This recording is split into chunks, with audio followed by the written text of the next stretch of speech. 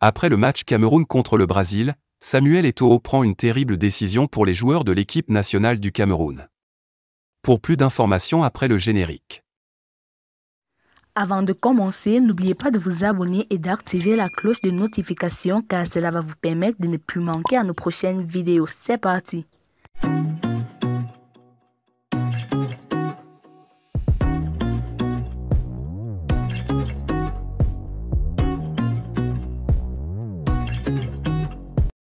Le 22 janvier dernier, Samuel Eto'o a été élu président de la Fédération camerounaise de football.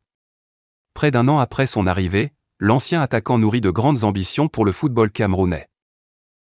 En effet, le dirigeant camerounais envisage de bâtir la FECAFO sur le modèle de la Fédération allemande de football. Je veux amener la FECAFO au même niveau que la Fédération allemande de football.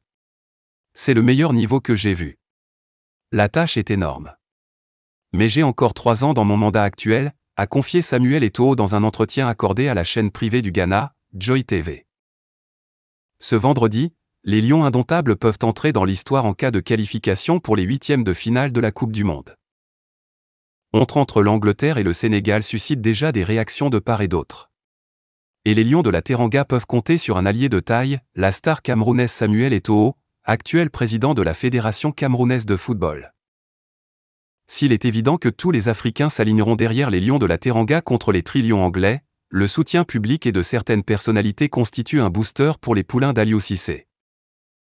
Mais au-delà d'un simple soutien, la légende camerounaise Samuel Eto'o a choisi de pousser plus loin le bouchon en faisant une analyse objective des deux équipes. Et son analyse ressemble aux joutes verbales que se lancent les boxeurs avant de s'affronter sur le ring. Voici en substance la déclaration du président de la FECAFO relayée sur les réseaux sociaux. Je rappelle que l'Angleterre n'a jamais été champion d'Europe et affronte les champions d'Afrique. Je rappelle que la seule Coupe du Monde qu'elle a gagnée, c'était en 1966 avec 16 équipes et un but litigieux en prolongation. Je rappelle également que dans ce match, il y a un seul capitaine défenseur de classe mondiale et c'est Koulibaly. Enfin, je rappelle que le Sénégal a un ancien capitaine, qui a joué le mondial, comme coach et que l'Angleterre a un coach qui a connu comme grand club, Middlesbrough. Samuel Eto'o termine ses propos en indiquant « Le Sénégal est mon favori et va marcher sur l'Angleterre ». Dans un courrier adressé au président de l'Inter de Milan que Cameroun 24 a pu consulter, le secrétaire général de la FECAFO, Blaise Djounan notifie le club d'André Onana que ce dernier a été exclu de la tanière. L'affaire Onana qui fait grand bruit depuis hier continue à se métastaser et laissera à coup sûr des séquelles. Le portier des Lions indomptables exclu de la tanière en plein mondial a quitté le Qatar ce matin pour Yaoundé via Paris.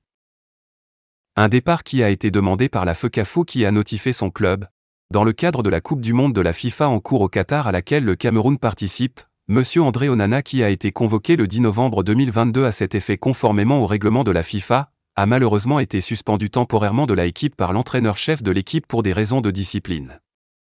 En conséquence, M. André Onana ne fera plus partie de l'équipe du Cameroun pendant le reste du temps pour leur participation à ce prestigieux rendez-vous du football. Il est à noter qu'un billet d'avion retour pour Milan a déjà été réservé pour M. Onana, écrit Blaise Djounan, le secrétaire général de la FECAFO, le 28 novembre 2022. Pendant que certains ministres intervenaient depuis Yaoundé et que des réunions se multipliaient à l'hôtel des Lions indomptables, pour résoudre ce problème, la FECAFO visiblement avait déjà acté la mise à l'écart d'André Onana. Ce dernier est le premier depuis l'histoire des Lions indomptables à être exclu en pleine compétition. Une sanction qu'avait évité de justesse le gardien Joseph-Antoine Bell avant le début de la Coupe du Monde 1990 en Italie.